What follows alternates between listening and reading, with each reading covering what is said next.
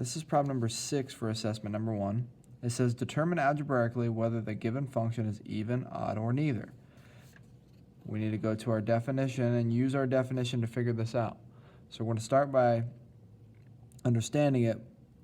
And the definition says that negative x, if you plug in a negative into the function and it stays the same, right, the function stays the same, that it would be even. If you plug a negative value into the function and you get negative, it essentially changes the sign for the whole function, so it becomes negative what the original function was, that is odd. Anything else is neither. They give you a rational function here, and we're going to plug in a negative x into that function to test this. So we're going to say h of negative x, and we're plugging in negative x in for any of the x values. So I have 6 negative x cubed over 5 negative x squared minus 6.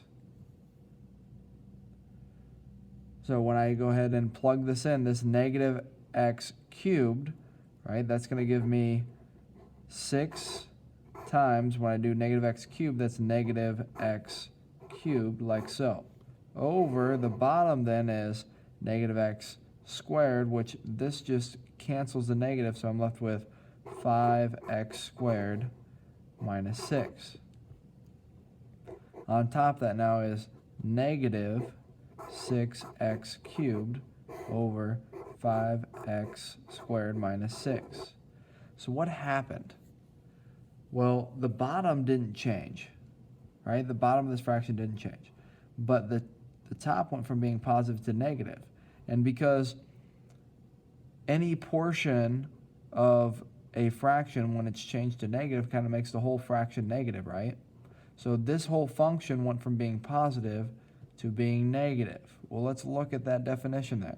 If our function goes from being positive to negative, that means that we have an odd function. So even though the bottom didn't change, the entire, or the sign for the entire function changed. So that means that this is an odd function.